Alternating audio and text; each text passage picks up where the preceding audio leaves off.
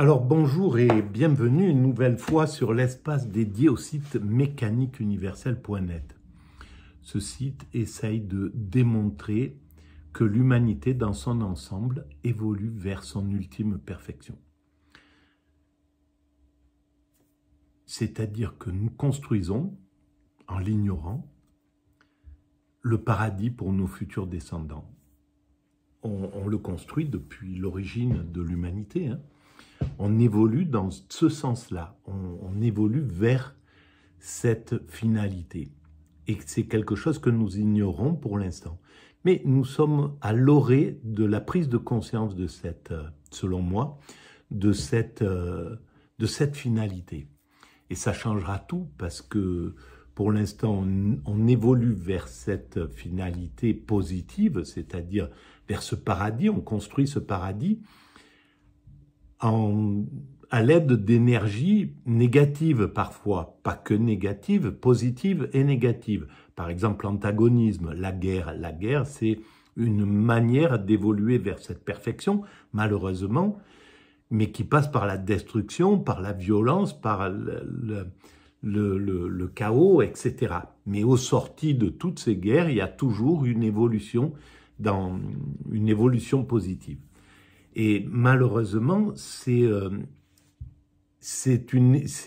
lié à l'évolution inconsciente. Toute évolution inconsciente est comme ça, même pour un être humain. Un être humain qui ferait les 400 coups, il va arriver à l'âge adulte, il arrivera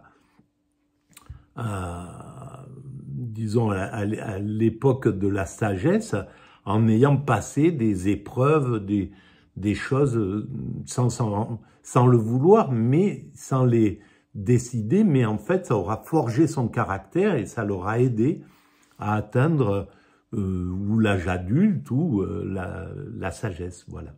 Donc, c'est un peu la façon de pratiquer de l'humanité inconsciente. Et donc, à mon sens, dans pas très longtemps, on va commencer à prendre conscience de ça. Déjà parce qu'on a tous les moyens techniques, on est en passe d'avoir tous les moyens techniques de le démontrer scientifiquement, cette évolution. Par exemple, là, on est en train de faire des ordinateurs de calcul hallucinants qui vont pouvoir modéliser tout le système de l'évolution de l'humanité depuis l'origine, et même peut-être de la vie, de l'univers. Mais on pourra modéliser notre évolution, par exemple, faire rentrer dans ces ordinateurs tout ce que nous avons découvert, donc c'est inouï, et demander à cet ordinateur, voilà, maintenant nous étions des primates naturels, nous sommes à ce point de l'évolution des hommes constructeurs, et est-ce que tu peux me dire où nous conduit cette évolution? Parce qu'en fait, on développe ce qu'on développe, c'est depuis tout le temps, en réalité. Par exemple, la maîtrise progressive du comportement. La maîtrise progressive du comportement, elle est à l'origine de l'humanité. D'abord par les interdits, les tabous, etc. Mais elle est à l'origine par les hommes qui taillaient les silex, etc. Il fallait maîtriser ses pulsions pour pouvoir fabriquer des outils comme ça, aussi précis, aussi pointus, par exemple. Voilà. Donc ça, c'est un des exemples de la complexité des choses qui fait que on se rend pas compte de tout ce qui nous aide, par exemple, à maîtriser progressivement notre comportement. Évidemment, on peut voir maintenant tous les interdits qu'il y a, le code pénal, pardon, il fait des dizaines de milliers d'articles, d'interdits, et tout ça, c'est pour apprendre à maîtriser progressivement notre comportement. Il y a la maîtrise progressive de l'environnement. Alors, pendant un temps, on l'a maîtrisé sans conscience. Et donc, on est arrivé à poser un problème à cet environnement, le problème qu'on rencontre maintenant au niveau écologique. Mais on vient juste de passer dans une autre dimension. de penser. On a pris conscience de l'impact négatif qu'on avait sur l'environnement, et ça y est, on est rentré dans l'ère de l'écologie. C'est le début, évidemment. Les modifications de système, elles prennent du temps. Il a fallu du temps pour passer d'un système, on va dire, archaïque à un système libéral, par exemple. Il a fallu du temps pour amener l'idée du communisme ou du marxisme dans l'esprit de Marx. Et c'est plusieurs étapes, plusieurs décennies, plusieurs peut-être même siècles d'évolution qui ont conduit à cette prise de conscience, etc. Donc il faut du temps. Mais voilà, on est au début de cette... et l'humanité, elle a le temps. Hein. Bon, voilà, dans 50 ans, dans 100 ans, c'est clair qu'on n'aura plus d'impact sur la planète comme on l'a aujourd'hui. On n'utilisera plus l'énergie fossile, on tirera l'énergie du soleil, du vent, voilà.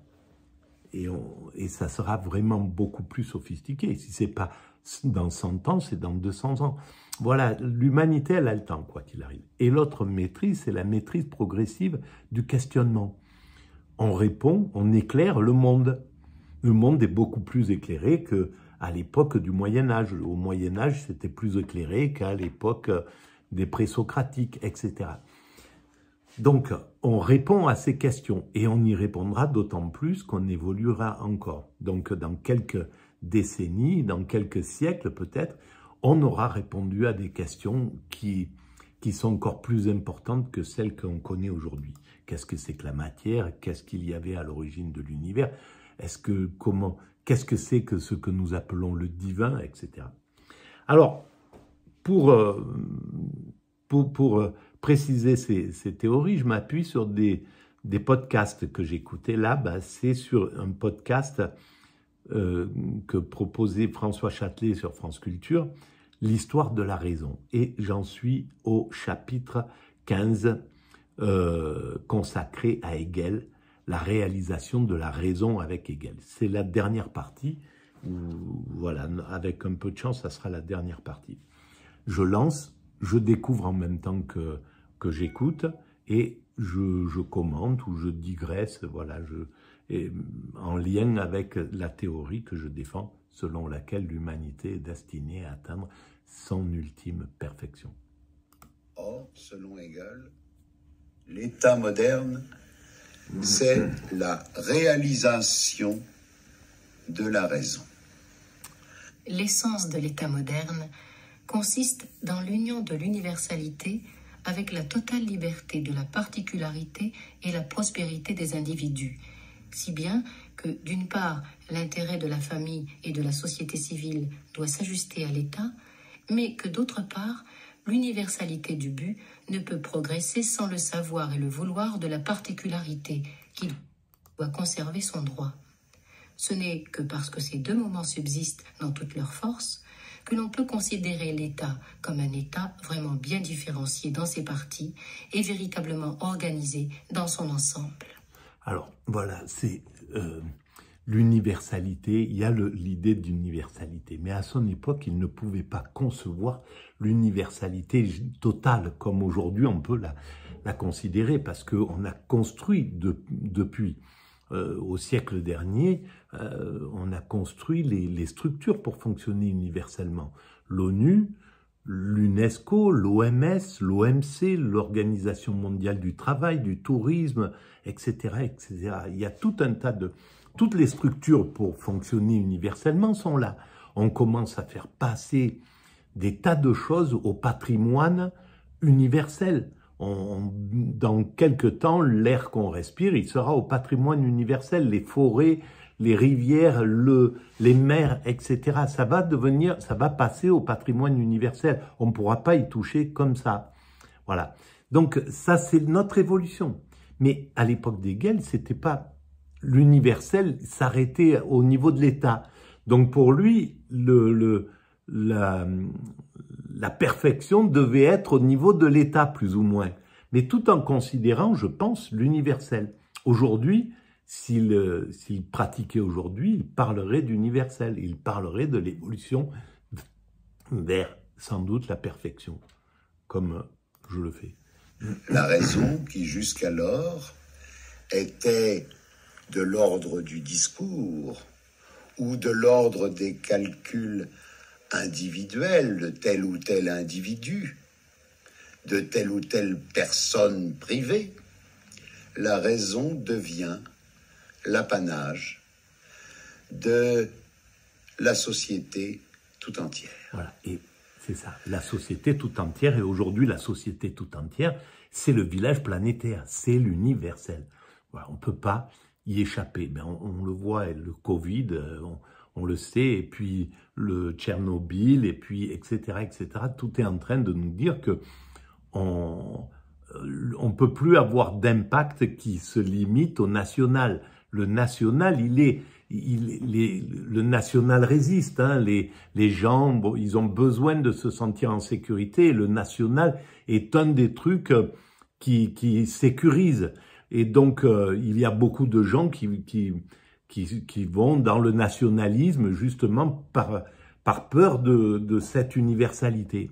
Mais ça dure, c'est pas le national qui l'emportera, évidemment.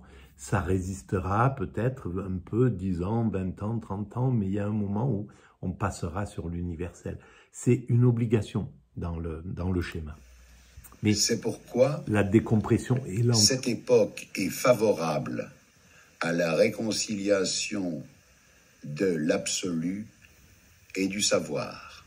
C'est pourquoi cette époque est la nôtre d'autant plus à l'apparition de la vérité, étant bien entendu que le vrai, ce ne peut être que la totalité de toutes les connaissances humaines. Voilà, et c'est ce que je disais tout à l'heure.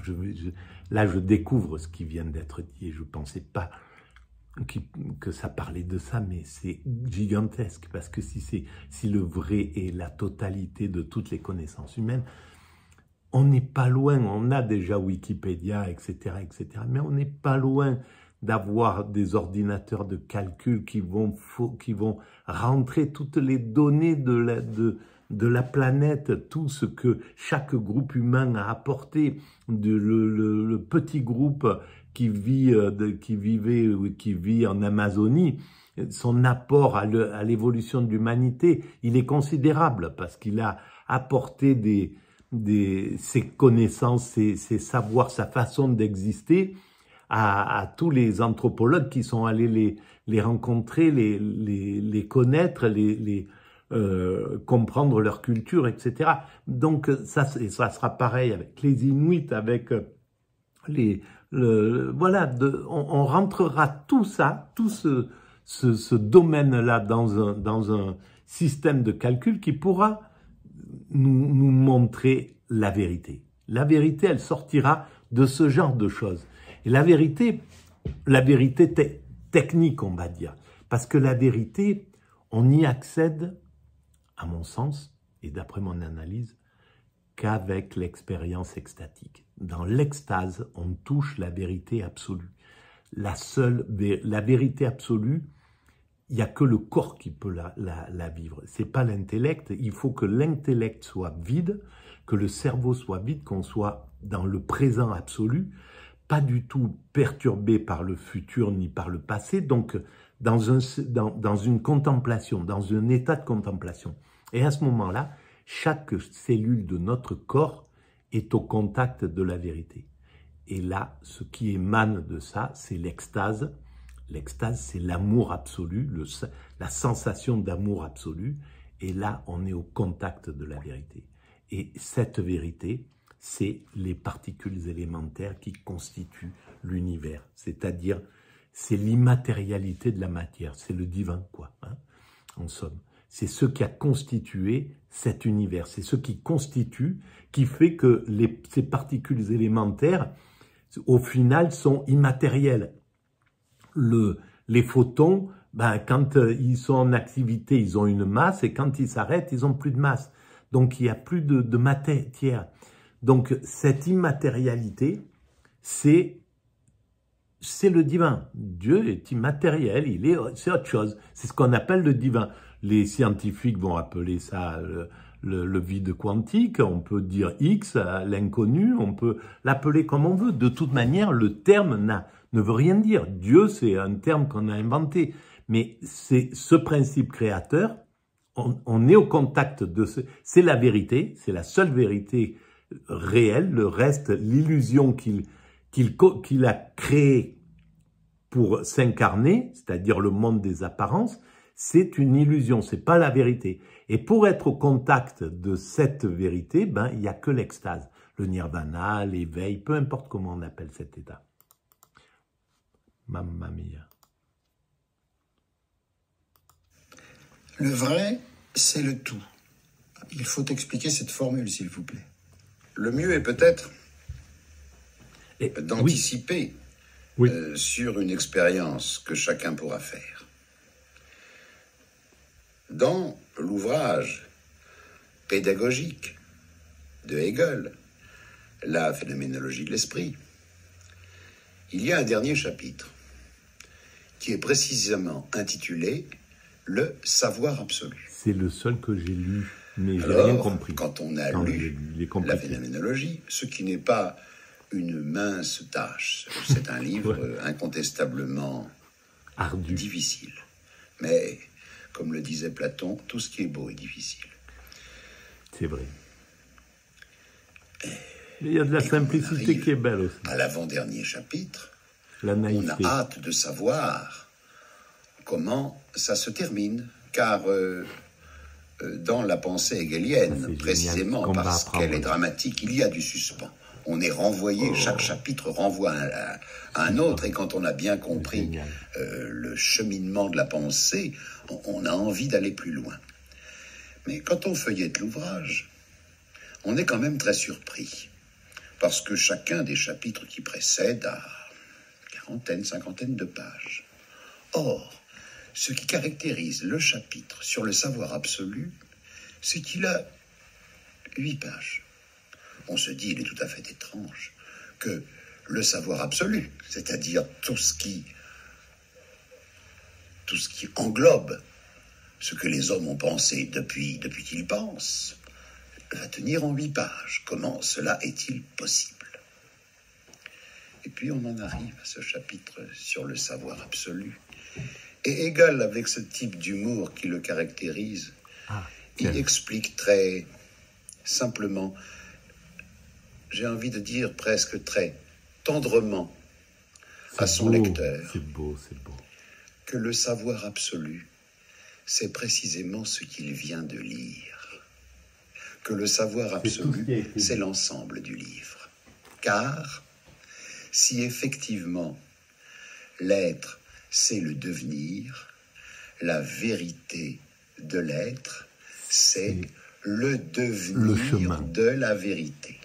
Le devenir de la vérité. En effet, dans la phénoménologie de l'esprit, Hegel ne se contente pas ça c'est intéressant. Le savoir absolu, c'est le devenir. Mais oui, parce que le savoir, mais là, il englobe la totalité. Mais c'est pas la vérité.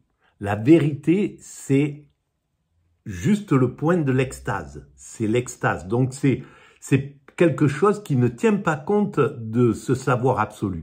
Mais le savoir absolu, c'est la totalité de la création. C'est-à-dire la création, voilà, c'est-à-dire la chose qui a créé cet univers, qui s'est inclus dans cet univers, qui a fait que il y a quelque chose plutôt que rien, qui a fait que c'est du vide, des particules virtuelles sont devenues des particules, des particules physiques qui vont faire l'univers tel qu'il est. C'est l'univers tel qu'il est avec son expansion, l'expansion de l'univers, avec l'espace et le temps qui a été créé aussi à un certain moment de la création l'univers, mais pas tout de suite, ce qui est curieux. Le temps apparaît à un certain moment que l'univers était déjà créé, le temps apparaît à un certain degré. Donc le temps, c'est quelque chose qui peut disparaître. Et dans l'état d'extase, on n'est plus dans le temps, puisqu'on ne fait plus référence à l'après ni à l'avant. On est dans l'immédiat absolu, dans l'instant présent. Sauf que cet instant présent, il continue, etc. On est dans cet instant présent, puis l'autre, etc. Mais on ne bouge pas de l'instant présent. Le cerveau ne se projette plus. Demain, je dois faire ça, après-demain, je dois faire ça. Donc, il sort de l'extase, en fait. C'est ce qui nous sort de l'extase. C'est le fait d'avoir des intentions, d'avoir des choses à faire, d'avoir des trucs à programmer, à penser. On peut pas être dans l'instant présent quand on a l'esprit surchargé de tout ça. Et on l'a tous, cet esprit surchargé, sauf dans l'état d'extase. Voilà. Et l'état d'extase, c'est, moi je suis tombé là-dedans par accident, et de façon sans m'en rendre compte. Je me suis retrouvé dans cet état d'extase et je l'ai compris une semaine après quand j'en suis sorti. Mais c'est quelque chose qui est compliqué à atteindre si on veut le faire. Si c'est pas par la grâce entre guillemets ou par accident ou je sais pas.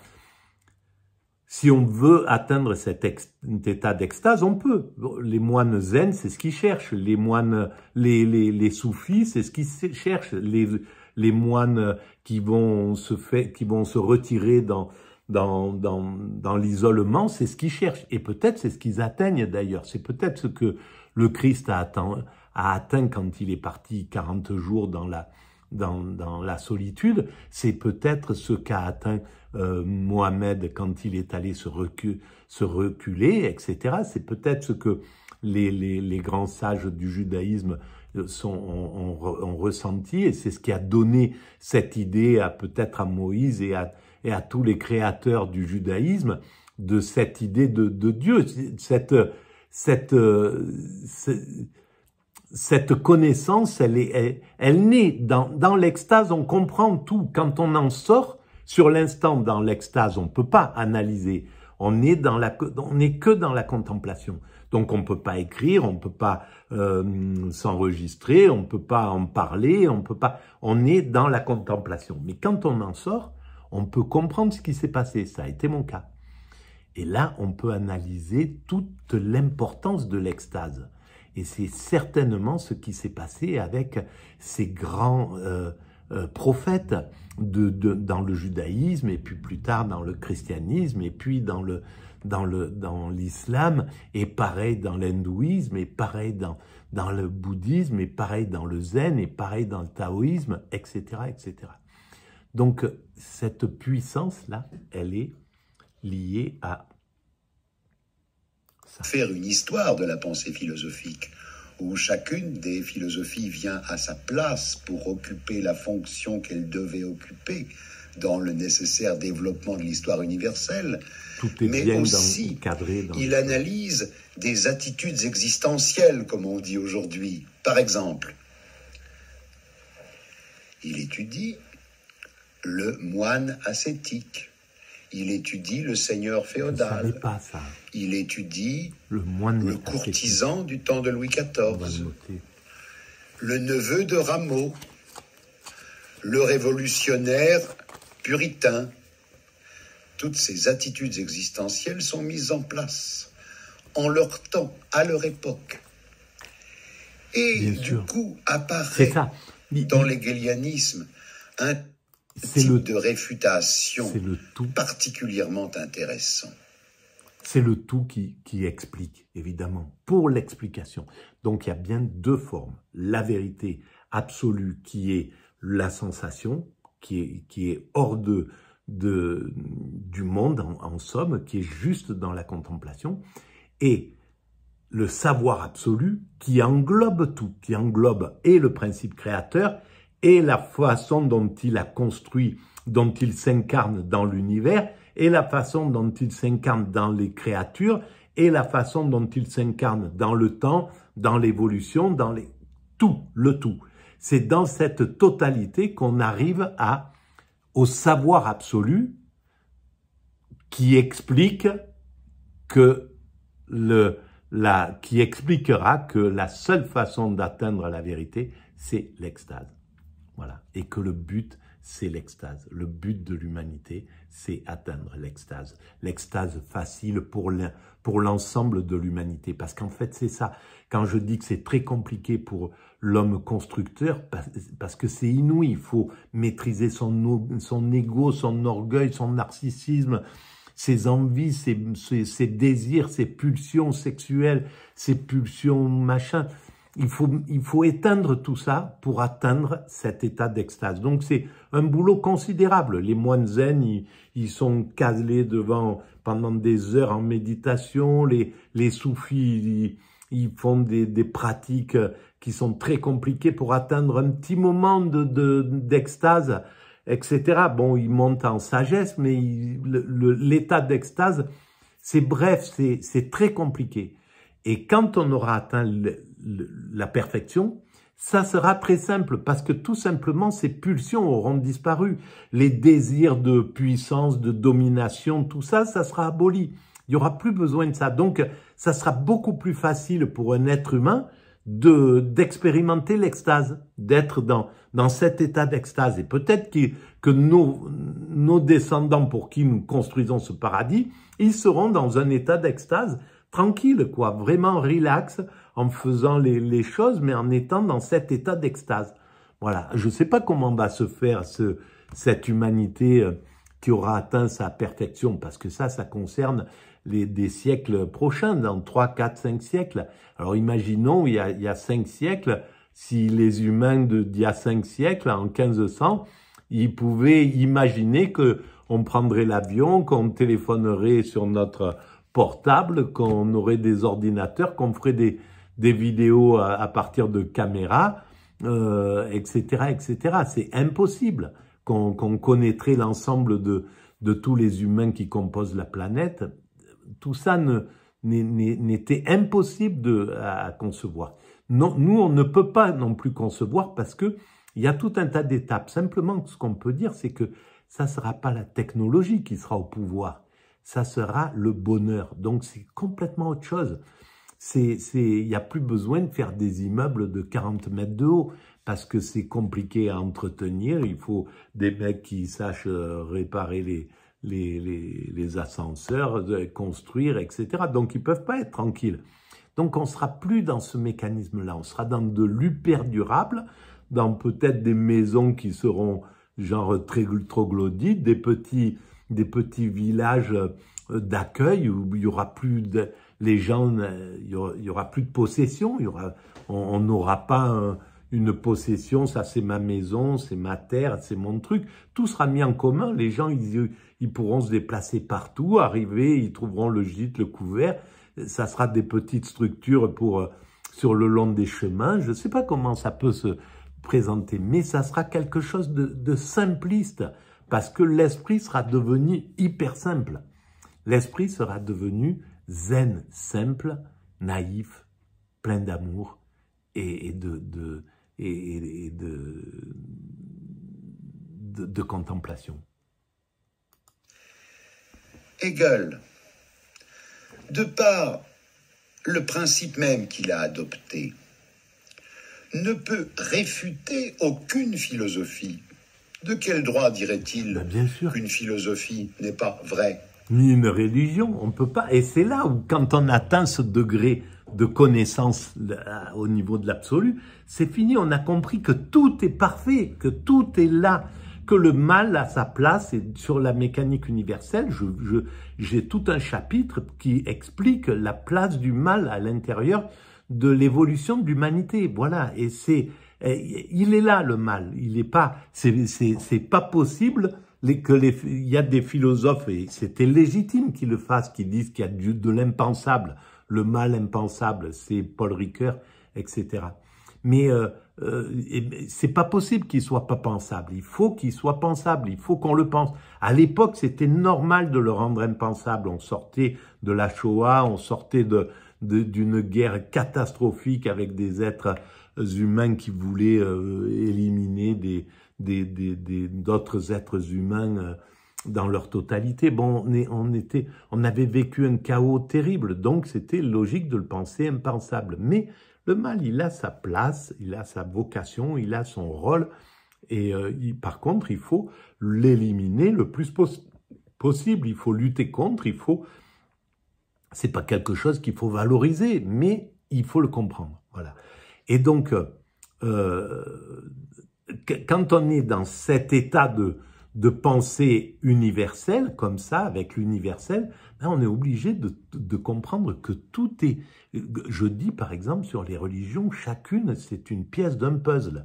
Et quand elles seront assemblées, quand elles auront atteint leur fédéralisme, leur fusion, leur osmose, parce qu'elles atteindront ça. C'est-à-dire que le spirituel, ça sera un groupe, ça sera une totalité. Il y aura tous les spirituels, il y aura les spiritualités animistes, les spiritualités des Inuits, des aborigènes, la sagesse des un tel, de l'hindouisme, le christianisme, le judaïsme, l'islam, etc. Et tout ça, chacune aura c'est une pièce d'un puzzle. Et quand on aura mis chaque pièce à sa place, on aura le portrait de ce que c'est que le divin. On aura compris ce que c'est que le divin. Voilà, par exemple, je l'explique comme ça, mais c'est une image, c'est pour symboliser la chose. De quel droit dirait-il qu'une attitude n'est pas légitime? Tout ce qu'il fait, c'est de la situer dans son contexte. La philosophie de Platon a dit la vérité qu'elle pouvait dire est... C'est là où on voit à quel point il a influencé un monde inouï, Nietzsche, et Freud, etc. C'est inouï le travail d'un George Friedrich Wilhelm Hegel. Étant donné le contexte, parce qu'il a compris la totalité. Et tout l'entourage idéal, intellectuel, politique, affectif. Aristote a dépassé d'une certaine manière le platonisme, mais et lui aussi a dit d'une certaine manière la vérité. Complètement. Et c'est pour ça que je dis que la chose et son contraire sont exactement, sont vrais. Les deux sont là pour comprendre l'évolution de l'humanité.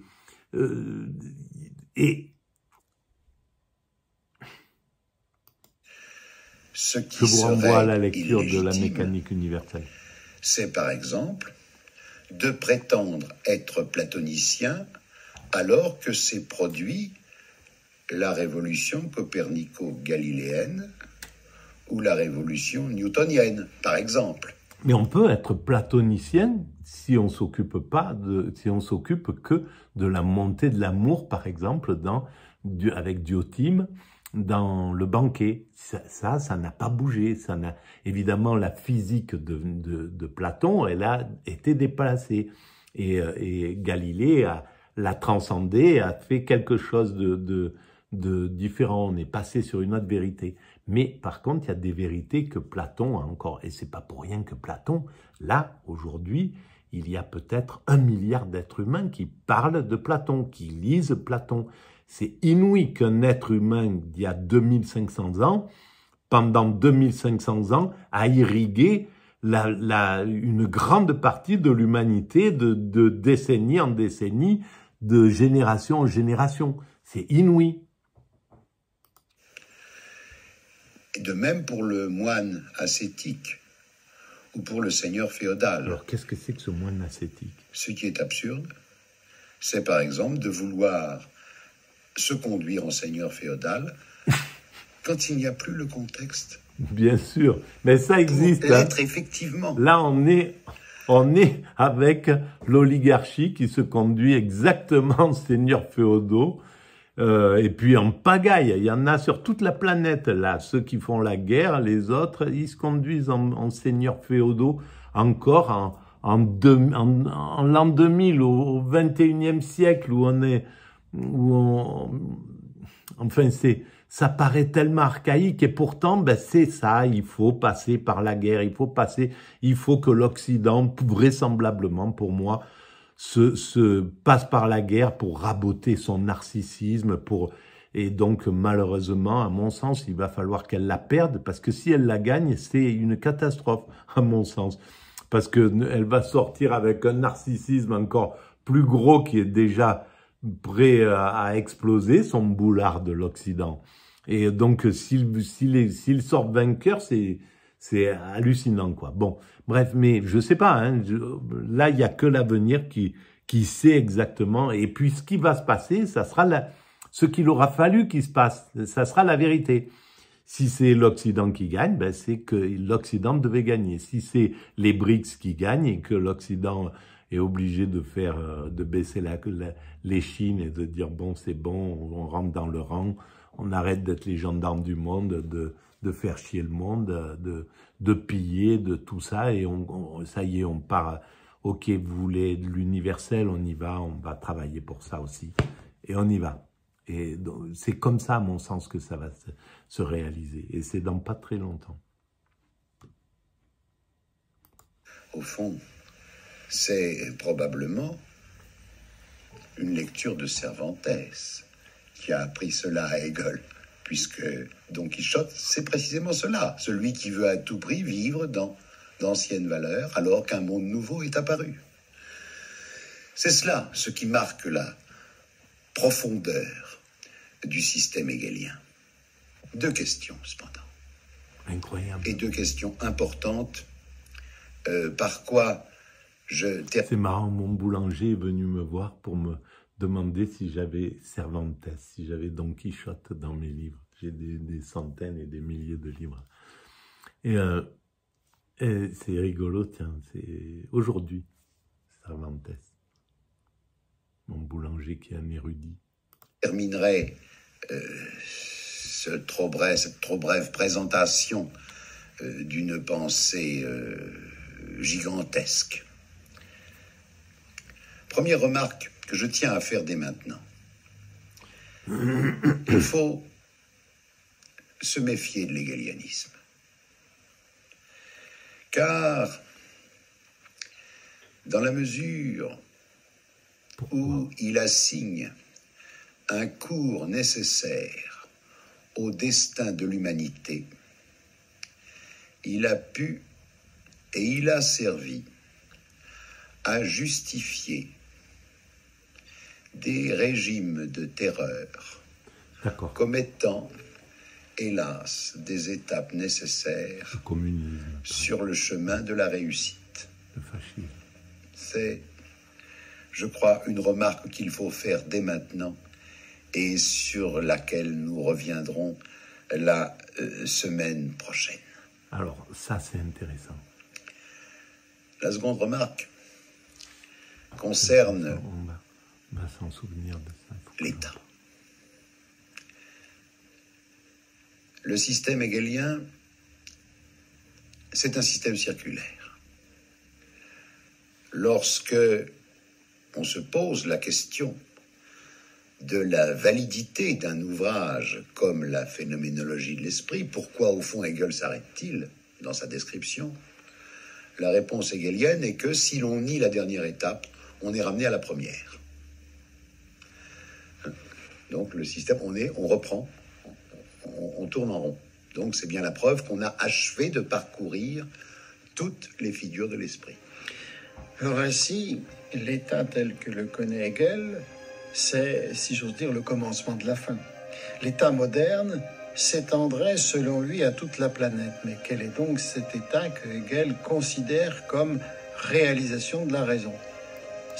C'est une question que nous allons retrouver bientôt à travers la réfutation élaborée par Karl Marx et la critique ironique et radicale de Nietzsche. Alors ça, c'est très intéressant. Une histoire de la raison. Ça, c'est très intéressant, donc ça va être la suite, on va voir avec la suite.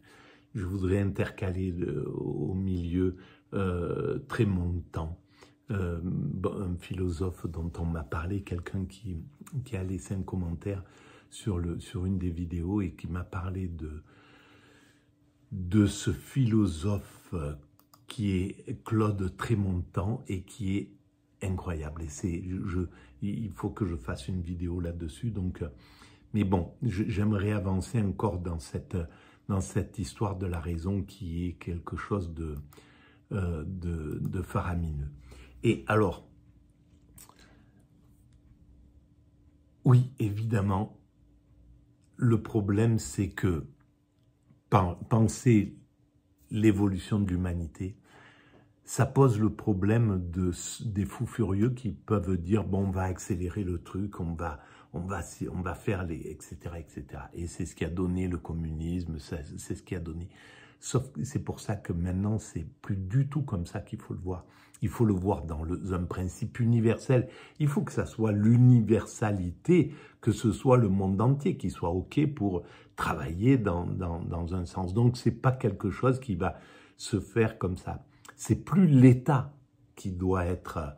L'État, c'est l'universel, c'est la société universelle qui doit se faire. Et sur la mécanique universelle, je dis, il faut surtout pas vouloir accélérer le processus de manière brutale, parce que on tombe dans la dictature.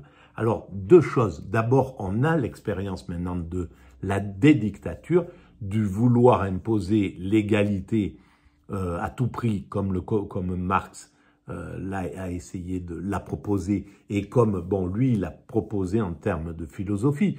Il n'a pas dit on va le réaliser. Mais ceux qui l'ont réalisé, c'est les bolcheviks.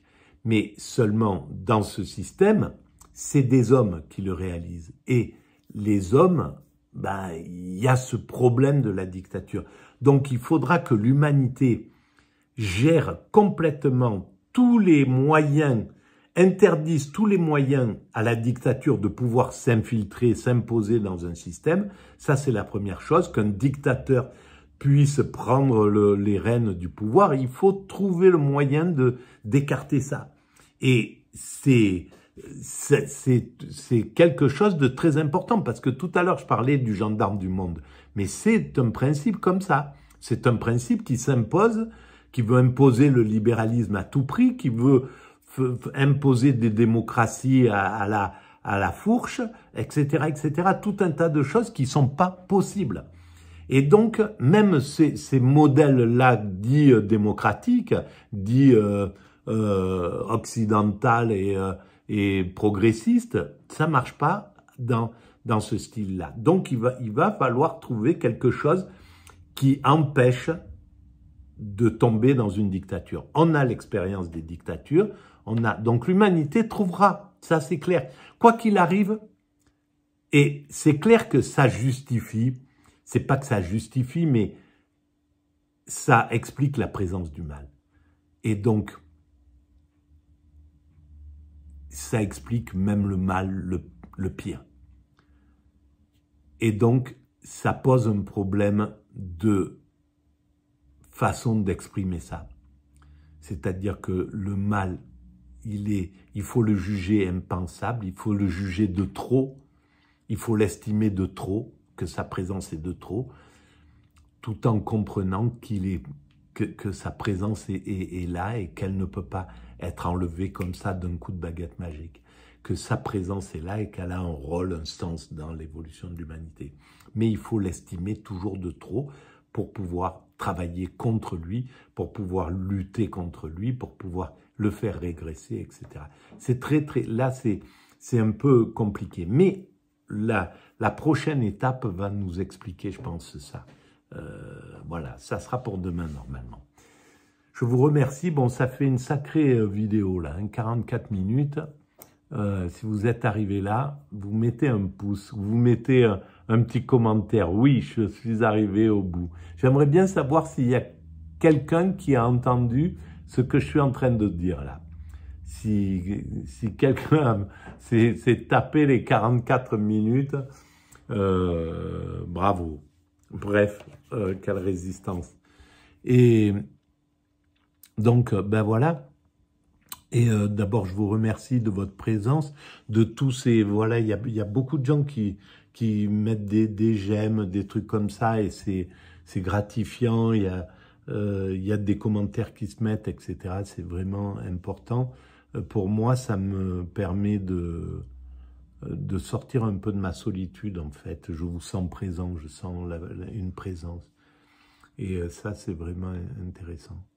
Et voilà, puis donc je vous remercie. Si vous avez si vous pensez que c'est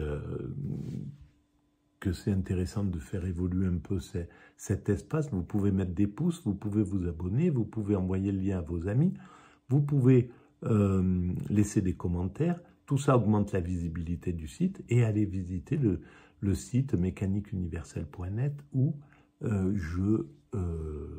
je travaille, où j'explique toute cette théorie. Voilà. Merci en tout cas. À très bientôt. Merci.